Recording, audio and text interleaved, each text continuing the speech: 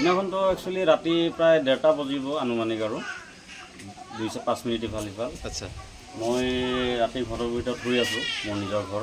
এইটো ঘৰৰ জুই লগা ঘৰৰ সন্মুখত ঘৰটোৱে মোৰ। তো তেতিয়া ৰাতি 1:30 মান বজাত মোৰ এটা আনুমানিক মানে এটা শব্দ এনেকুৱা শব্দ হৈ আছে যে বৰষুণ বা শিল চিল কিবা এটা পৰি আছে নেকি টিনৰ চালত।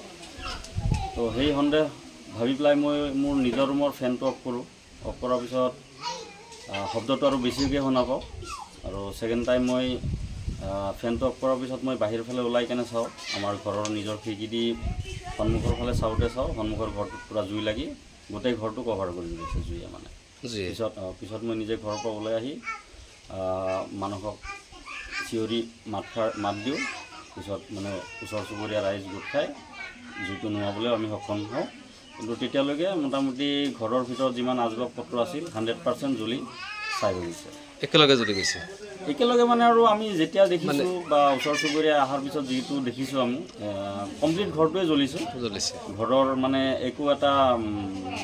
একো বস্তু মানে ওলাব পৰা নাই, ওলাব পৰা নাই। কাপোৰ কানি কিতাপ বহী পত্ৰ যি আছিল আৰু ধান চাউল যি আছে আৰু এটা ঘৰত মানে এটা পৰিয়ালত যি লাগতিয়াল বস্তু থাকে কোনো বস্তু মানে ওলাব মানে গোটেইখিনি জ্বলি গৈছে, গোটেই কমপ্লিট। এই ঘৰটো চাব পাৰিব এতিয়াও আছে ভিতৰত। এই ঘৰটো কাৰ আছিল? ঘৰটো আছিলে আমাৰ ওচৰৰ দাদা এজন চাইফুল হক নামৰ। চাইফুল হক, ঠিক আছে। শ্বিলঙত থাকে কৰ্মসূত্ৰে। ঘৰত না আছিল তেওঁলোকে? ঘৰত সিদিনা জুই লাগিছিল তেওঁলোকে? নাছিল মানে ল'ৰা ছোৱালীৰ এক্সাম শেষ হোৱাতে সিহঁতে অলপ মানে ফুৰিবলৈ গৈছে। অনাৰজন যিহেতু শ্বিলঙত থাকে, তো ফেমিলি শ্বিলঙত ফুৰিব যায় সেই সূত্ৰে, মানে ল'ৰা ছোৱালী স্কুল বন্ধ থকাৰ সুযোগত। আৰু তাৰে হেৰি লৈ এতিয়া হয়তো কেনেকৈ কি হ'ল এইটো আমি আনুমানিক ক'ব নোৱাৰোঁ। হয়তো শ্বৰ্ট চাৰ্কিটো হ'ব পাৰে বা কোনোবা হয়তো দুষ্ট চক্ৰ কিবা উৎঘাত কৰিব পাৰে, মানে জ্বলাই দিয়াৰ সন্দেহ। দুটা বস্তুৱে হ'ব, হয় লাইনত শ্বৰ্ট চাৰ্কিট হ'ব লাগিব, নহ'লে কোনোবাই জ্বলাই দিব লাগিব। কাৰণ এইটোতো আৰু নিজে জ্বলা বস্তু নহয়। ঠিক আছে।